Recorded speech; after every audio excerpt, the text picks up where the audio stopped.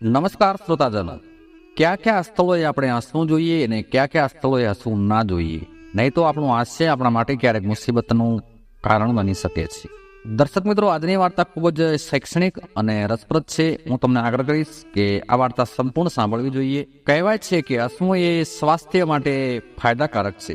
માણસે બને એટલું હસતા રહેવું જોઈએ. તમારા ચહેરા પરનું સ્મિત દર્શાવી દે છે કે તમે અંદરથી ખુશ છો, તેથી તમે હસી રહ્યા છો. લોકોને હસતો ચહેરો જોઈને દરેકને સારું લાગે છે. કમળની જેમ હસતો ફેલતો ચહેરો દરેકને ઉત્સાહિત કરે છે, નવી ઉર્જા આપે છે. હસવાથી તમામ અવરોધો દૂર થઈ જાય છે. હસતા રહેવાથી વ્યક્તિ શારીરિક અને માનસિક રીતે મજબૂત રહે છે, બુદ્ધિમાં વૃદ્ધિ થાય છે. પરંતુ હાસ્યના ઘણા પ્રકાર છે. પ્રથમ હાસ્ય એ છે કે જ્યારે વ્યક્તિ અંદરથી ખુશ હોય અને તેના મનમાં કોઈ ખામી ન હોય, નિર્દોષ હાસ્ય. અને બીજા હાસ્યનો પ્રકાર એ છે જેમાં બીજાનું નુકસાન, બીજાનું અહિત જોઈને ખુશ થઈને હસવું. એમાં લુચ્ચાઈનો ભાવ છુપાયેલો હોય છે. જ્યારે કોઈને દુઃખી પીડિત જોઈને હસવાનું મન થાય તો સમજી લેજો તમારી અંદર ભરેલી અસંખ્ય ઈર્ષા, દ્વેષ અને નફરતને વેગ આપતું હાસ્ય છે. એ હાસ્ય તમને થોડા સમય માટે ખુશ કરશે, પરંતુ પાછળથી તેના પરિણામો તમારા માટે પણ પીડાદાયક હશે. અને ત્રીજું હાસ્ય એ છે કે જે મજબૂરીથી હસવું પડતું હોય છે. મનમાં કોઈ ખુશી, આનંદ પણ નથી હોતો, કોઈના પ્રત્યે કોઈ ઈર્ષા કે દ્વેષ પણ નથી હોતો, છતાંય હસવું પડતું હોય છે. આવું બીજાની સામે આપણે હસવાનો ડોળ કરવા મજબૂર હોઈએ છીએ. ઘણી વખત આપણે અંદરથી ખૂબ જ દુઃખી હોઈએ છીએ, પણ સામેની વ્યક્તિ આપણું દુઃખ કળી ન જાય, આપણાને દુઃખી જાણી એ દુઃખી ન થાય, એટલા માટે આપણે હસવાનો ડોળ કરવો પડતો હોય છે. મન નથી હોતું, છતાંય હસવું પડતું હોય છે. ઘણાયને અર્થ વગર કોઈ કારણ વિના હસવાની આદત હોય છે, પરંતુ આપણે ક્યાં હસવું અને ક્યાં ન હસવું જોઈએ એ સમજવા, જાણવા, સાંભળવા આ વાર્તા કહાની, જે આ તમામને મોટી શીખ આપી જશે. એક નગરનો ખૂબ જ હસીલો રાજા હતો, જેને હસવું, લોકોને હસાવા અને કોઈને હસતા જોવાનું ખૂબ જ પસંદ હતું. એને એમાં ખૂબ જ આનંદ આવતો હતો. આ એક હસીલા રાજાની કહાની છે, જે હંમેશા હસતો રહેતો હતો. જ્યારે પણ તે તેના દરબારમાં હસતો, ત્યારે તેના બધા દરબારીઓ પણ તેને ટેકો આપતા. રાજા સાહેબને સારું લગાડવા માટે તેની સાથે હસવા લાગતા. આ જોઈને રાજા ખૂબ જ ખુશ થતો. ક્યારેક ક્યારેક તો દરબારમાં દિવસભર હાસ્યની પ્રવૃત્તિ ચાલુ જ રહેતી. તેમના આવા વર્તનના કારણે રાજા સહિત તમામ મંત્રીઓ અને પાર્ષદોને રાજ્યના કલ્યાણ વિશે વિચારવાનો સમય જ મળતો નહીં. એટલું જ નહીં, ઘણી વખત રાજાના આદેશ પર રાજાના સૈનિકો ગામડે ગામડે ફરતા અને જો કોઈ કામ કરતો હોય, કોઈ બેઠેલો, કોઈ ઉભેલો વ્યક્તિ જોવા મળે તો તેને પકડી અને જબરજસ્તી હસવા મજબૂર કરતા. જો કોઈ હસવાની ના પાડે તો દંડ રૂપે એને મારવામાં આવતો. રાજાનો આવો વિચિત્ર કાયદો જોઈ અને લોકો ડરી ગયા. નાગરિકોમાં ભયનું વાતાવરણ પ્રસરી ગયું અને એ રાજ્યને છોડીને બીજા રાજ્યમાં જવા લાગ્યા. રાજાએ રાજ્ય છોડી બીજા રાજ્યમાં જતા નાગરિકોને પકડીને પોતાના દરબારમાં બોલાવ્યા અને તેના સૈનિકોને આદેશ આપ્યો કે તેઓ દિવસ રાત આ લોકોને હસાવતા રહે. હું ઈચ્છું છું કે મારા રાજ્યનો દરેક નાગરિક મને હસતો જોવા મળે. દર્શક મિત્રો, હવે રાજાના સૈનિકો આ કામમાં વ્યસ્ત થઈ ગયા. પૂરો દિવસ નગરમાં ફરતા. જો કોઈ વગર હસતું મળી જાય તો રાજાના સૈનિકો તેને પકડીને હસવા મજબૂર કરતા હતા. ભલે એ વ્યક્તિ અંદરથી ખુશ હોય કે દુઃખી, રાજાના સૈનિકોને વાતથી કોઈ પણ લેવા દેવા ન હતી. કોઈ અંદરથી ખુશ હોય કે ન હોય, કોઈ ઘણા દિવસોથી ભૂખ્યું ને તરસ્યું હોય, કોઈ બીમાર હોય, સૈનિકો તેમની સામે જાય ત્યારે તેઓ ફક્ત હસતા જ હોવા જોઈએ. જેઓ હસતા ન હતા તેમને સૈનિકો ગલગલિયા કરીને હસાવતા હતા. દર્શક મિત્રો, આ રીતે અમુક માણસો આ ગલગલિયા સહન ન કરી શકવાના કારણે ખૂબ જ પરેશાન થઈ ગયા. લોકોમાં ખૂબ જ ભયનો માહોલ સર્જાઈ ગયો હતો. નગરજનોને સૈનિકોના ઘોડાઓનો અવાજ સંભળાતો કે તરત જ તે પોતાનું બધું કામ છોડીને હસવા લાગી જતા. એવો ભયનો માહોલ સર્જાઈ ચૂક્યો હતો. એ નતા હસતા, પણ એમના મનમાં છુપાયેલ રાજાનો ભય હસતો હતો.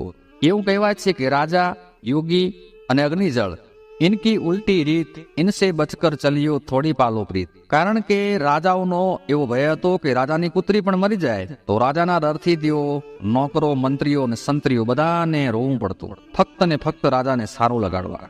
દર્શક મિત્રો, જબરદસ્તીથી હાસ્યના કારણે આખા રાજ્યનું કામ ઠપ થઈ ગયું અને રાજ્યમાં દુષ્કાળ પડ્યો. લોકો ભૂખે મરવા લાગ્યા. દુષ્કાળના કારણે તળાવો અને નદીઓ સુકાવા લાગી. ખેડૂતોના પશુઓ મરવા લાગ્યા. લોકો રાજ્યમાંથી ભાગવા લાગ્યા. પરંતુ રાજાને પ્રજાનું આ દુઃખ દેખાતું નહોતું. રાજાના મગજ ઉપર તો બસ હસવાનું અને બીજાને હસાવવાનું જનૂન હતું. રાજાનો દરબાર આખો દિવસ હાસ્યથી ગુંજતો રહેતો હતો. રાજ્યની આ દુર્દશા જોઈને રાજાના એક મંત્રીને ખૂબ જ દુઃખ થયું. તેને ચિંતા થવા લાગી. તેની ઊંઘ ઉડી ગઈ. તેને હંમેશા ચિંતા રહેતી હતી કે વરસાદ ક્યારે થશે અને ખેતરો લીલાછમ કેવી રીતે થશે. એક દિવસ જ્યારે મંત્રીએ રાજધાનીમાં એક સિદ્ધ મહાત્માના આગમનના સમાચાર સાંભળ્યા તો મંત્રી દોડીને સિદ્ધ મહાત્મા પાસે ગયો અને પગે પડ્યો. મંત્રીએ મહાત્માને રાજ્યની દુર્દશા વિશેની બધી પરિસ્થિતિ કહી જણાવી અને પૂછ્યું કે મહારાજ, અમારા રાજ્યમાં વરસાદ ક્યારે વરસશે અને આ પાક ક્યારે સમૃદ્ધ થશે. મહાત્માજી કહ્યું, મંત્રીજી, તમારા રાજાને હસવું હવે પૂરું થઈ ગયું છે, એટલા માટે હવે માત્ર તેના રડવાથી જ વરસાદ થઈ શકે છે. જ્યાં સુધી રાજા રડે નહીં ત્યાં સુધી વરસાદ નહીં વરસે. ક્યારેક હસવાથી સમસ્યા હલ થતી નથી ને રડવાથી હલ થઈ જાય છે. બાળક રડે છે ત્યારે જ માં તેને દૂધ પીવડાવે છે. ઘણા કામ રડવાથી થઈ જાય છે અને હસવાથી ઘણી વખત કામ બગડી જાય છે.